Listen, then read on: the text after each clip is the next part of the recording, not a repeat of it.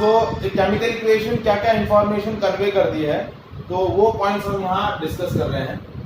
तो सबसे पहला जो इम्पोर्टेंट पॉइंट है, जब भी हम किसी का केमिकल रिएक्शन को केमिकल इक्वेशन के थ्रू रिप्रेजेंट करते हैं, so chemical equation is what?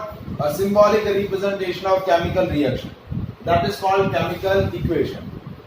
तो जब आप किसी केमिकल रिएक्शन का सिंबॉलिक रिप्रेजेंटेशन कर रहे हैं, तो उस रिएक्शन के अंदर जितने भी रिएक्टेंट्स और प्रोडक्ट्स आपके पास अवेलेबल हैं, या जितने भी रिएक्टेंट्स और प्रोडक्ट्स आपको इस केमिकल चेन के अंदर बताए गए हैं, उनके सिंबल्स, उनके फॉर्मूलाज का इंफॉर्मेशन हमें मिल जाता है थ्रू द केमिकल इक्वेशन। तो सबसे इंपॉर्टेंट पॉइंट जो केमिकल इक्वेशन हमें एज अ इंफॉर्मेशन कन्वे करती है, वो पॉइंट क्या है? It gives the symbol and formulas of the reactants and product. It gives symbols and formulas of reactants and products। तो सबसे पहला जो इंफॉर्मेशन केमिकल इक्वेशन से हमें मिलता है, वो ये मिलता है कि उससे हमें रिएक्टेंट और प्रोडक्ट के सिंबल्स जो है वो मिल जाते हैं। Is it clear? ठीक है। सेकेंड इंफॉर्मेशन हमें क्या मिलता है कि जब भी कोई केमिकल चेंज हो रहा है, तो chemical change is a process through which reactants are converted into the product. So chemical equation से हमें क्या इंफॉर्मेशन मिलती है कि which substances are take participate in the reaction, मतलब कौन कौन से रिएक्टेंट्स रिएक्शन के अंदर है, और उस केमिकल चेंज से कौन से नए सब्सटेंस बन रहे हैं, मतलब what are the new substance और what are the products of the reaction। तो उसके बारे में हमें क्या मिलती है? हमें इंफॉर्मेशन मिलती है। तो सेकंड पॉइंट है, it tells us which chemical substance or substances take participate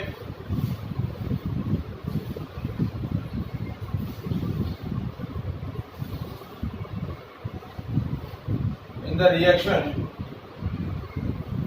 and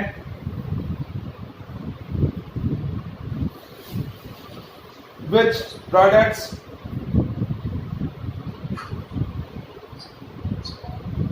or products are obtained।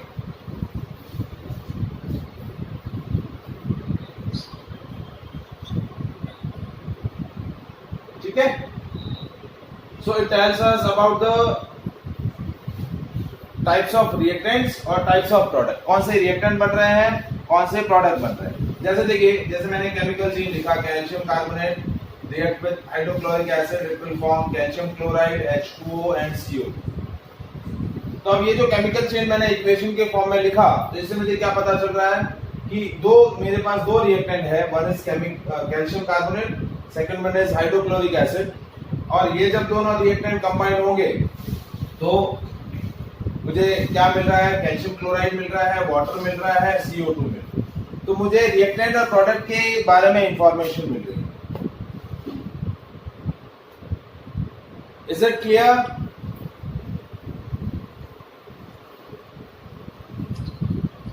Yes sir. Third point कि जब आप किसी भी केमिकल रिएक्शन को बैलेंस्ड केमिकल इक्वेशन से रिप्रेजेंट कर रहे हैं, जैसे केमिकल रिएक्शन है, इसको मैंने बैलेंस्ड केमिकल इक्वेशन से रिप्रेजेंट किया, so it gives the relative number of atoms and molecules of the reactants which are take part in the reaction। कितने रिएक्टेंट मॉलिक्यूल पार्टिसिपेट कर रहे हैं और उससे कितने प्रोडक्ट मॉलिक्यूल हमें मिल रहे हैं, इसका हमें क्या होता है? आइडिया मिल जाता है। तो थर्ड पॉइंट क्या है? It gives relative number of atoms and molecules of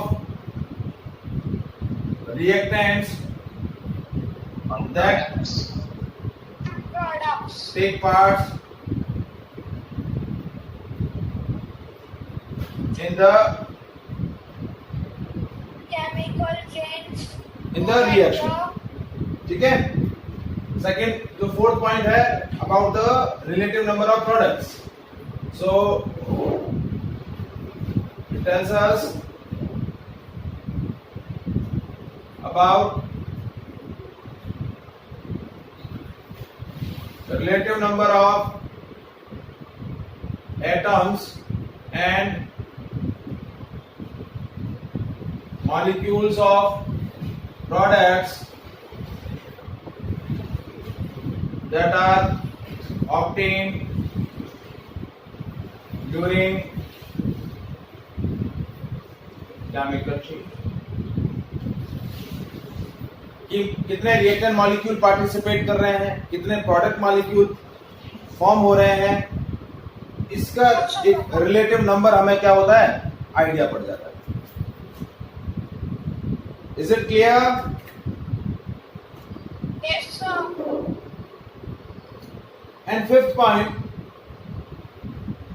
जो इंपॉर्टेंट है वो क्या है? इट गिव्स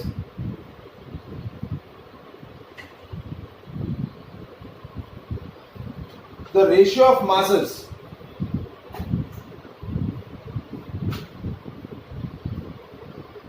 of reactants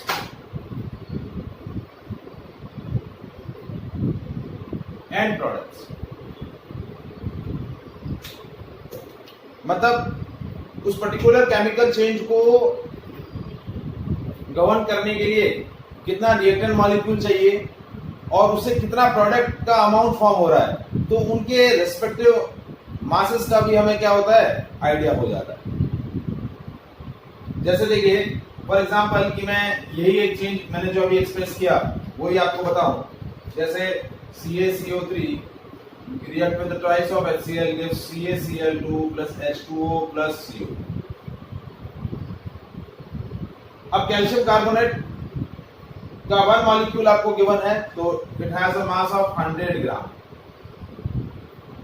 यदि if you are taking 1 mole of calcium carbonate so it has a mass of 100 gram.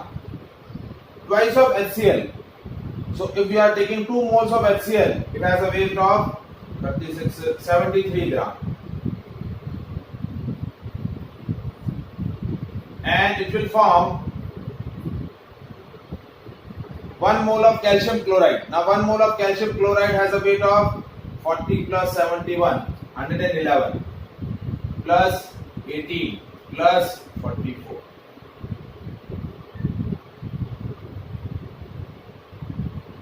तो कितना रिएक्टेंट यूज हो रहा है, कितना प्रोडक्ट फॉर्म हो रहा है, तो उनके रेस्पेक्टिव मासेस का भी हमें क्या होता है एक नॉलेज मिल जाता है. So these kind of information given by या conveyed by a chemical equation. Is it clear?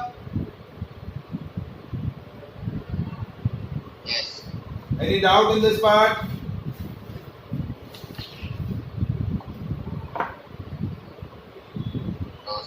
और यही हमारे क्या है, these are also known as the advantages of chemical equation.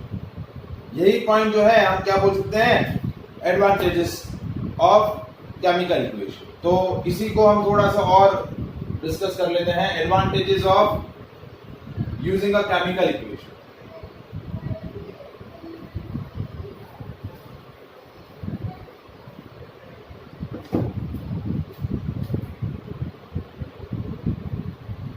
Advantages of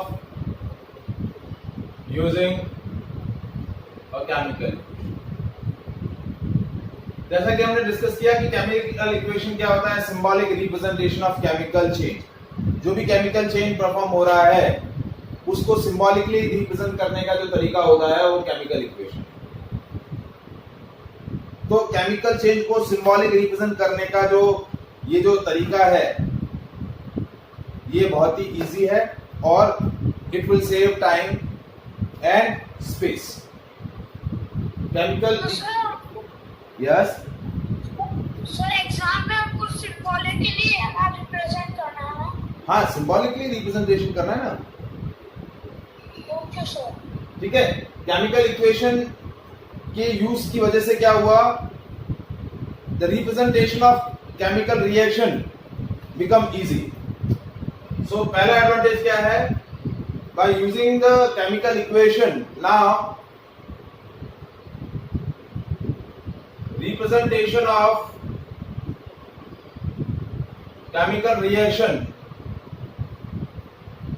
जब आप किसी भी केमिकल चेंज या केमिकल रिएक्शन को केमिकल इक्वेशन के थ्रू रिप्रेजेंट करते हैं तो बहुत ही इजी हो जाता है. So representation of chemical equation becomes easy, time saving, ठीक है, and space saving in practice.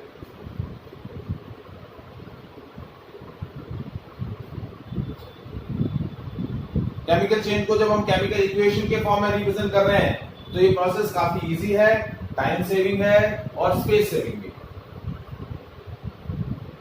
अब दूसरा, जब भी आप कोई भी केमिकल चेंज रिप्रेजेंट कर रहे हैं, केमिकल चेंज परफॉर्म कर रहे हैं, so how much of reactant is used to form a particular amount of product, how much amount of product is form during that chemical change, that information is also governed by or given by the chemical equation. तो किसी particular amount को form, किसी particular product का कोई particular amount form करने के लिए कितना रिएक्टेंट चाहिए, ठीक है, या फिर एक पर्टिकुलर अमाउंट ऑफ रिएक्टेंट हम यूज कर रहे हैं तो इससे कितना प्रोडक्ट फॉर्म होगा, so that information is also given by the chemical equation. तो इससे हमारा क्या होगा, एक ये पॉइंट सेव हो जाएगा कि हमारा एक्स्ट्रा केमिकल यूज नहीं होगा, कि हम पहले एक थ्योरेटिकल कैलकुलेशन कर लेंगे कि यदि इस पर्टिकुलर रिएक्टेंट को फॉर्म करने के लिए, इस पर्टिकुलर प्रोडक्ट को फॉर्म करने के लिए मुझे इतना रिएक्टेंट चाहिए, या फिर प्रोडक्ट का इतना अमाउंट मुझे फॉर्म करना है तो मुझे इसके लिए कितना रिएक्टेंट चाहिए. ये कैलकुलेशन थ्योरेटिकली केमिकल इक्वेशन के थ्रू ही हो जाती है. तो आपका जो केमिकल है वो जितना रिक्वायर्ड है उतना ही यूज होगा, एक्स्ट्रा केमिकल क्या होगा, कंज्यूम नहीं होगा. Okay sir. ठीक है. So in order to prepare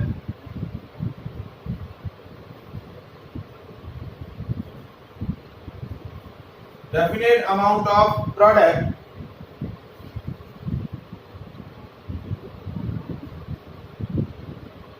amount of reactant,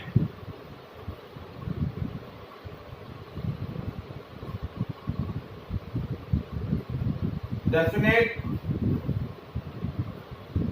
amount of reactant to be used. एक definite amount of product form करने के लिए आप क्या कर रहे हैं, रिएक्टेंट का एक डेफिनेट अमाउंट क्या कर रहे हैं, यूज कर रहे हैं. And it can be calculate accurately bye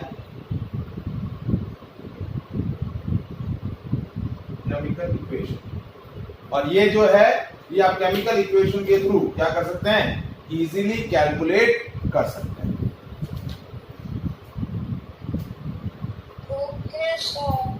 So these are the important advantages of chemical equation. Okay? Yes sir. Now there are certain limitations of chemical equation. तो अब हम वो limitations डिस्कस कर लेते हैं कि केमिकल इक्वेशंस की क्या क्या लिमिटेशंस है. सो नेक्स्ट पॉइंट हमारा जो है वो है limitations of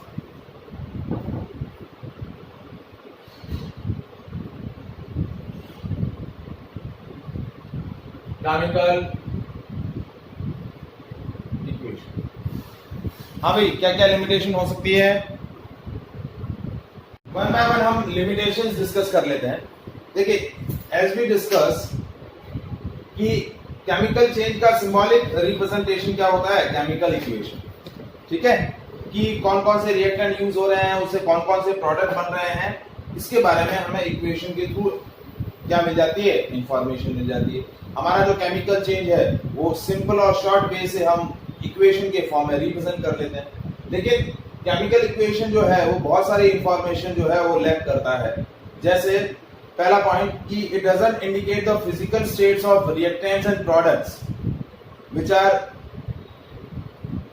used in the chemical reaction.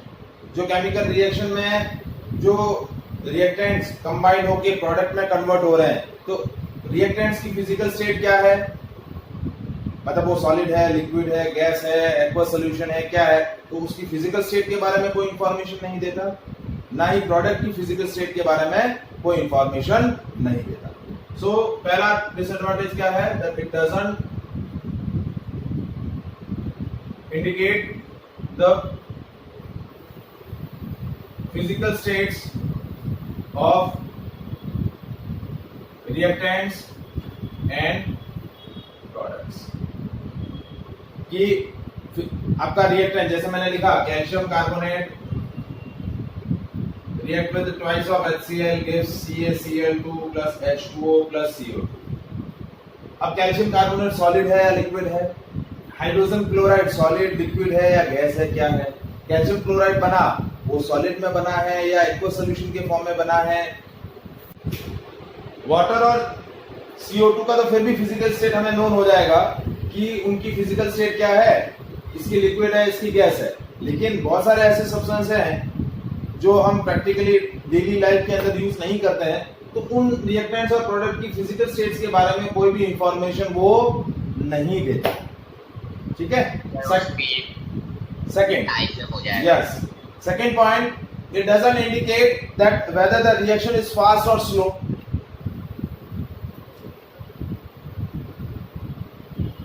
It doesn't indicate whether chemical reaction is fast or slow। मतलब it doesn't indicate the rate of reaction कि आपकी रिएक्शन फास्ट होगी या स्लो होगी, किस तरीके से होगी, कितना टाइम लेगी, इसके बारे में केमिकल इक्वेशन कोई भी इंफॉर्मेशन कन्वे नहीं करता है। थर्ड पॉइंट कि suppose if the chemical reaction is exothermic और एंडोथर्मिक। एक्सोथर्मिक क्या होता है, when the heat energies evolve along with the product, ठीक है, और एंडोथर्मिक क्या होता है, when heat energy supplied to the externally to the reactant molecule so that they can be convert into the product, तो वो होती है एंडोथर्मिक। तो during a chemical reaction heat evolve हो रही है, हीट एब्जॉर्ब हो रही है, इसके बारे में भी कोई इंफॉर्मेशन नहीं देता। मतलब it doesn't give a information about that chemical equation is exothermic और एंडोथर्मिक। हीट इवॉल्व हो रही है या हीट एब्जॉर्ब हो रही है ड्यूरिंग अ चेंज, उसके बारे में भी कोई इंफॉर्मेशन नहीं देता। So third point is does not indicate heat absorption or emission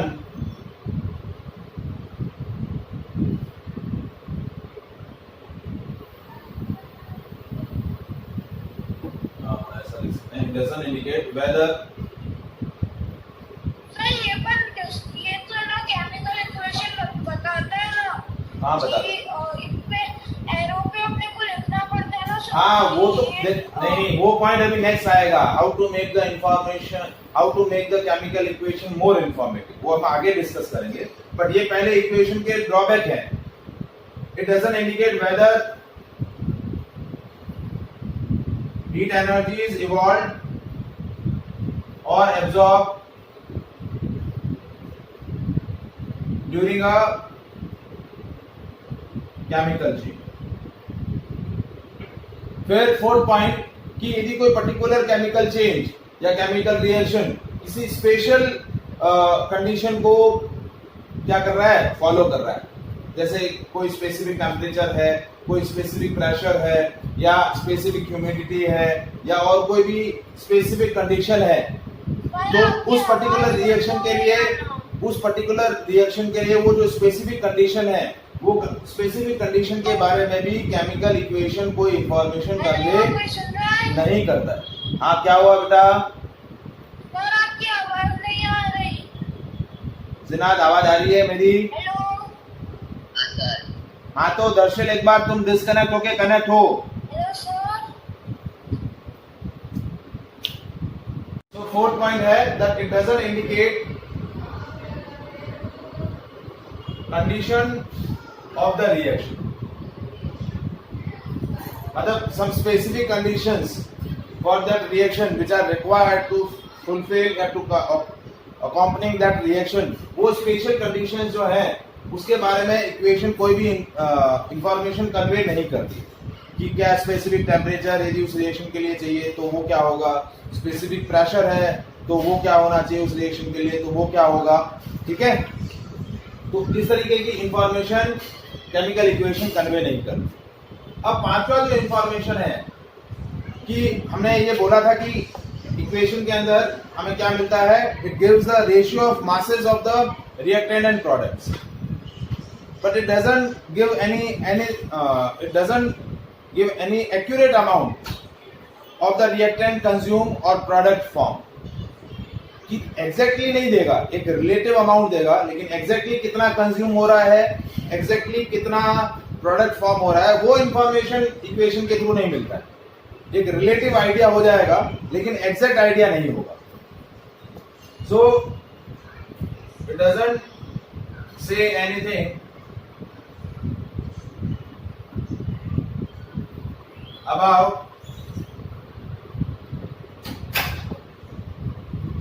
accurate amount of reactant consumed or product formed during a change। accurate amount नहीं बताता है।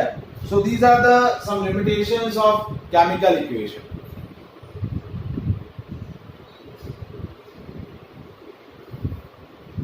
Is it clear, Zinad and Darshil? Yes, sir.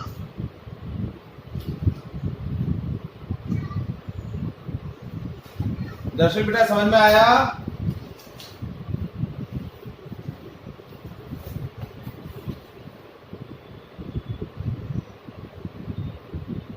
अब इसी limitations को हम overcome करने के लिए हम क्या करते हैं, how to make the equation more informative, how to make the equation more informative, कैसे इंफॉर्मेटिव ज्यादा बना सकते हैं। ये जो लिमिटेशंस हैं, ये लिमिटेशंस के पॉइंट्स को हम क्या करते हैं, एक्सप्रेस करते हैं, ठीक है। जैसे देखिए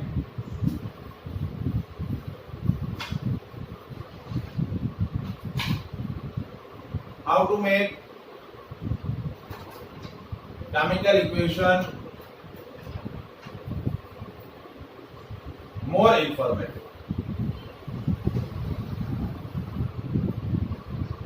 कि आप किस तरीके से इक्वेशन को ज्यादा इंफॉर्मेटिव बना सकते हैं। तो पहला है indicate the physical states of reactants and products. Physical states को आप इंडिकेट कर दो, यदि आपको पता है तो उनकी फिजिकल स्टेट को इंडिकेट कर दो। जैसे सॉलिड है तो उसको रिप्रेजेंट करेंगे एस से, लिक्विड है तो एल से, गैस है तो जी से या फिर अपवर्ड एरो से, ठीक है। एक्वस सॉल्यूशन है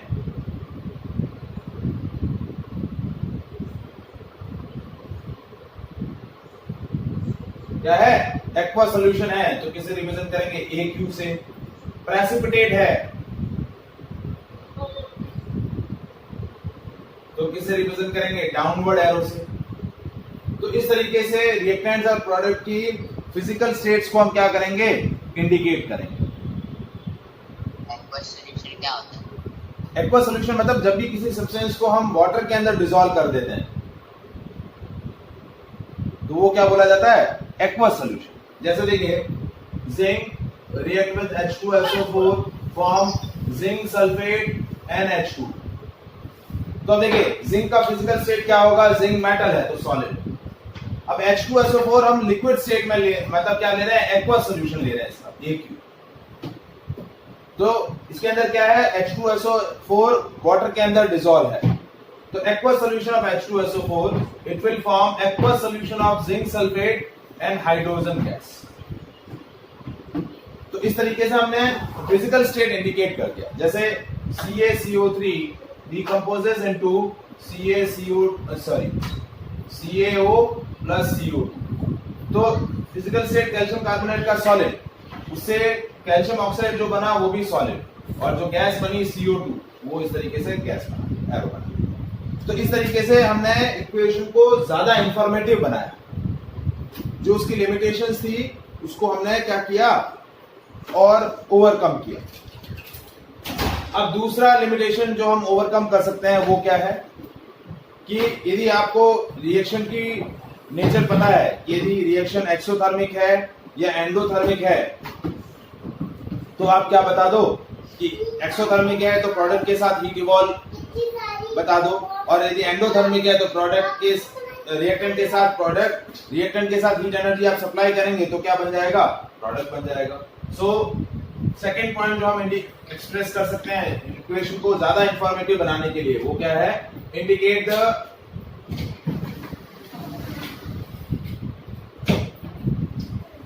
हीट इवोल्यूशन और एब्जॉर्प्शन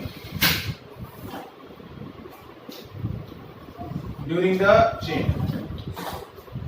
जैसे देखिए carbon plus oxygen gives carbon dioxide. अब ये प्रोसेस एक्सोथर्मिक है तो हम क्या बताएंगे, कार्बन सॉलिड और ऑक्सीजन गैसेस और react with each other and form CO2 which is also gas plus heat. तो ये प्रोसेस क्या हो गया, एक्सोथर्मिक रिएक्शन. कैसा रिएक्शन हो गया, एक्सोथर्मिक रिएक्शन. ठीक है. N2 plus O2 gives twice of N. अब ये प्रोसेस के अंदर रिएक्टेंट और प्रोडक्ट, रिएक्टेंट्स को जब एक्सटर्नली हीट एनर्जी सप्लाई करेंगे तब वो प्रोडक्ट में कन्वर्ट होगा. तो ये रिएक्शन कैसे हो गई, एंडोथर्मिक. क्या हो गई, एंडोथर्मिक.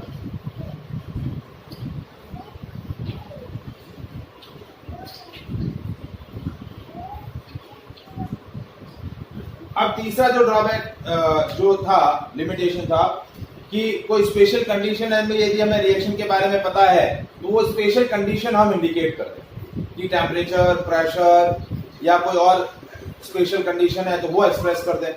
तो उससे आपकी इक्वेशन जो है और ज्यादा इंफॉर्मेटिव हो जाती है. यदि पर्टिकुलर किसी रिएक्शन के अंदर कैटालिस्ट यूज हो रहा है. अब कैटालिस्ट क्या होते हैं, कैटालिस्ट आर दो substances which increases the rate of reaction. जो क्या करते हैं, रेट ऑफ रिएक्शन को इंक्रीज करते हैं. Without take participate in the reaction they increases the rate of reaction. वो क्या करते हैं, रेट ऑफ रिएक्शन को इंक्रीज करते हैं. उनको हम क्या बोलते हैं, कैटालिस्ट बोलते हैं. क्या बोलते हैं, कैटालिस्ट.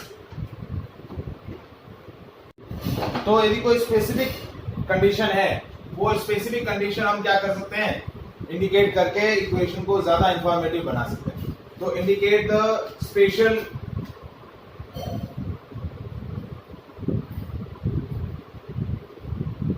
Reaction condition.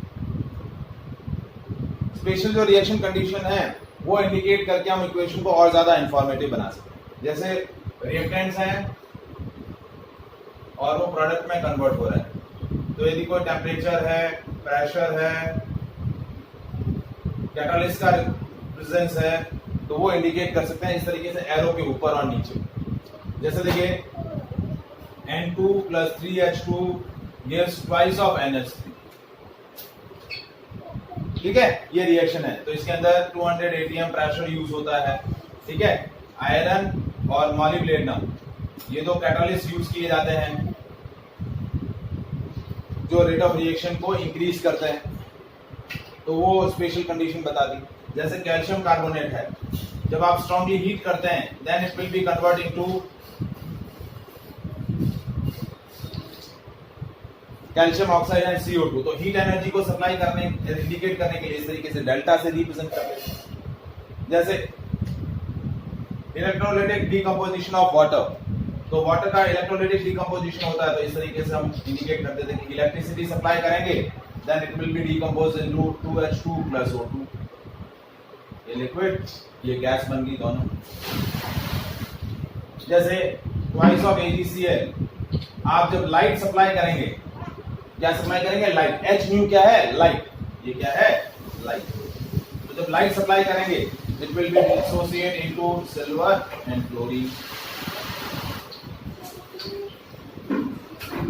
So जो भी स्पेशल रिएक्शन कंडीशंस हैं, वो हम इंडिकेट करके इक्वेशन को और ज्यादा इंफॉर्मेटिव बना सकते हैं। So these are the way to make the equation more informative. Is it clear? Yes. ठीक है, so that is all about the today's session. ठीक है, जो भी रिमेनिंग पोर्शन है that we will discuss in the next session. Okay?